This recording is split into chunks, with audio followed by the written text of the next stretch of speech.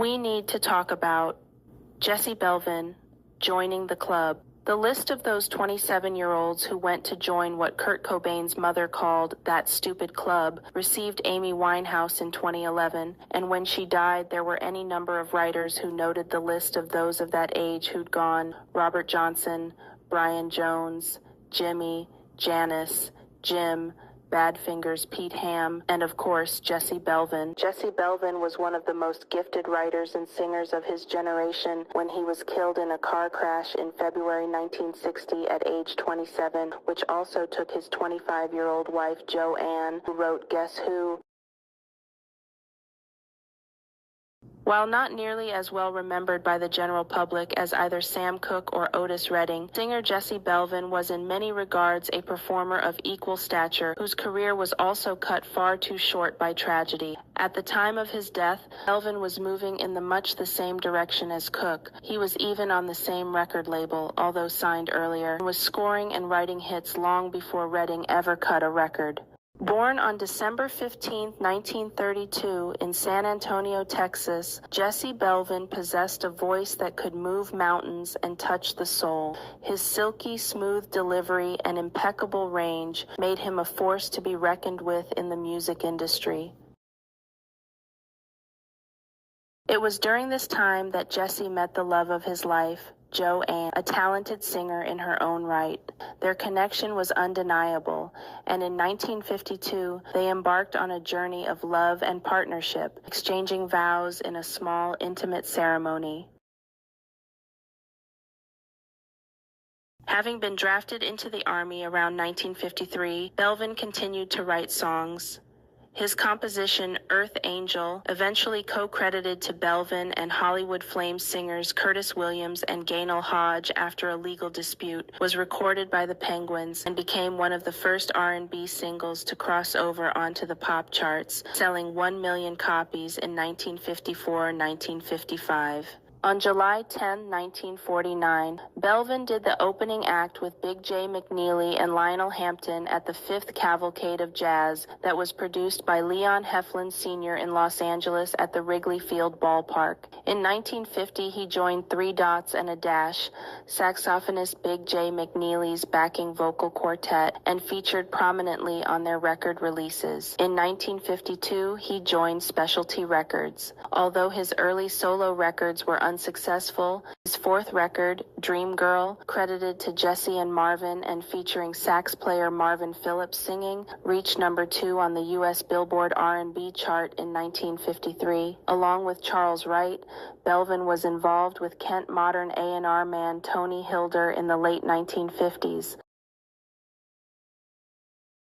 In 1956, he signed a contract with Modern Records, but continued to sing for other labels under different names. His biggest hit was Goodnight My Love, which reached number 7 on the R&B chart. Some sources report that the piano on the session reportedly was played by 11-year-old Barry White. However, in an interview in 1995, White denied this. The song became the closing theme to Alan Freed's rock and roll radio shows.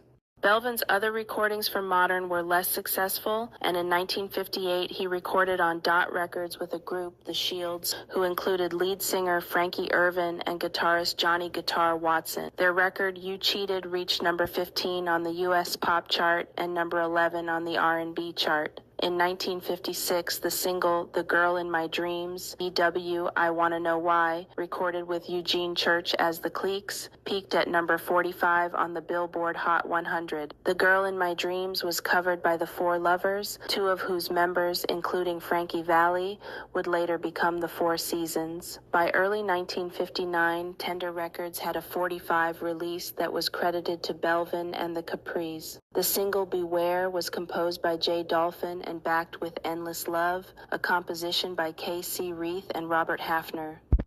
Inspired by his wife and manager Joanne to develop his style, Belvin signed to RCA Records in 1959 and immediately had a top 40 hit with Guess Who, written by his wife. This song originally started as a love letter from her to him, and Belvin turned it into the hit song it became. He also recorded the album Just Jesse Belvin, developing a mature and sophisticated sound on ballads. His style was influenced by Nat King Cole and Billy Eckstine and became a model for Sam Cooke and others. He acquired the nickname Mr. Easy, and the record company began molding him as a potential crossover star for white audience, as well as a professional rival to Capitol Records recording star Nat King Cole. Belvin recorded a further series of tracks later in the year with arranger Marty Paich and an orchestra including saxophonist Art Pepper. The songs included soulful covers of standards such as Blues in the Night, In the Still of the Night, and Makin' Whoopee, and were issued on the album Mr. Easy. The ads hailed the event as the first rock and roll show of 1960, yet some were determined to stop it. Death threats were received by Belvin and others, and the atmosphere was filled with menace. The singer, who rarely phoned home, called his mother twice to discuss his fears. When the performance eventually got underway, it was halted on more than one occasion, with one white supremacist protester demanding all white teenagers quit the building.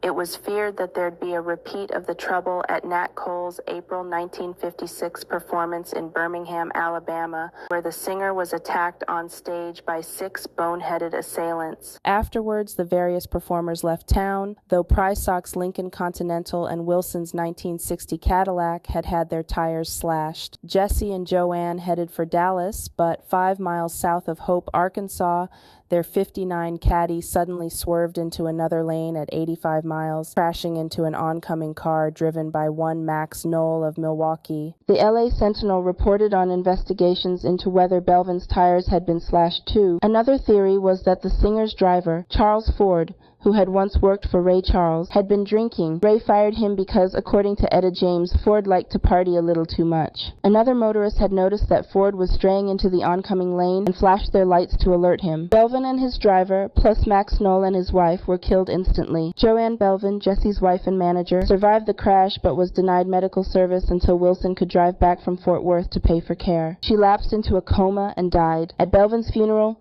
where Jackie Wilson sang in tribute, Etta James remembered, "It took 3 days to sew Jesse back together. Jackie was so broken up he could hardly make a sound." In the wake of his death, RCA released his already scheduled second album, entitled Mr. Easy. It was a remarkable release, with Belvin's Cole-esque but uniquely phrased vocals clad in a series of superb Marty Paich arrangements. One of many eminent admirers, Lou Rawls, argued simply, "Gotta be the greatest jazz pop LP ever made."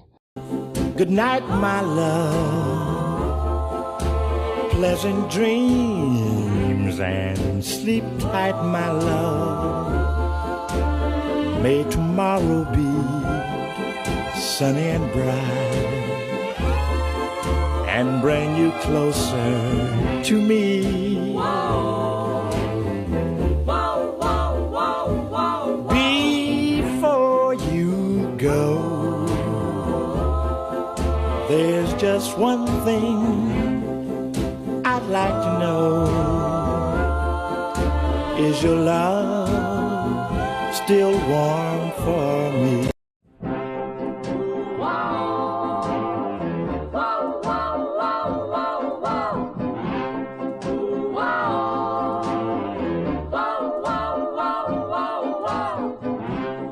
Good night, my love.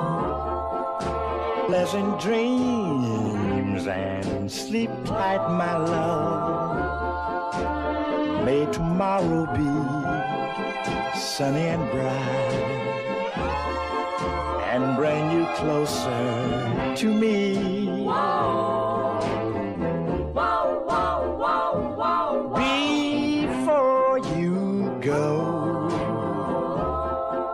there's just one thing I'd like to know. Is your love still warm for me?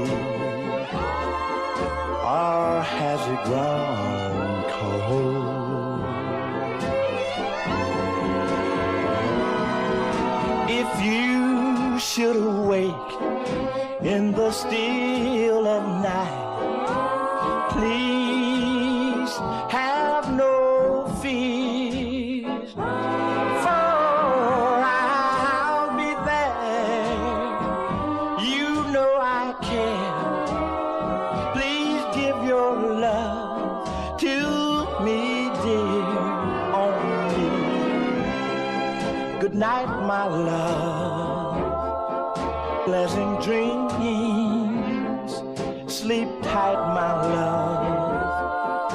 May tomorrow be sunny and bright and bring you closer to me.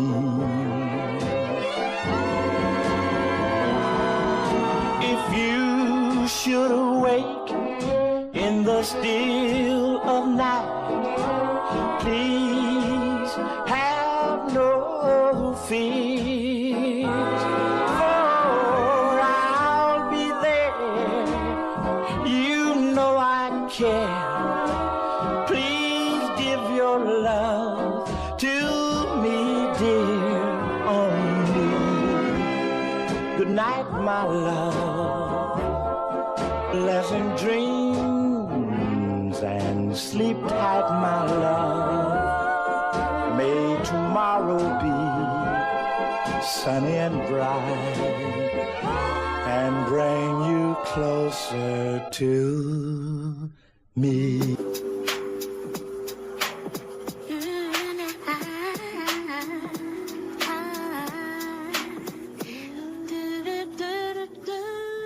Tune into the Shakira history, stories told, a world of mystery, ancient tales and modern news.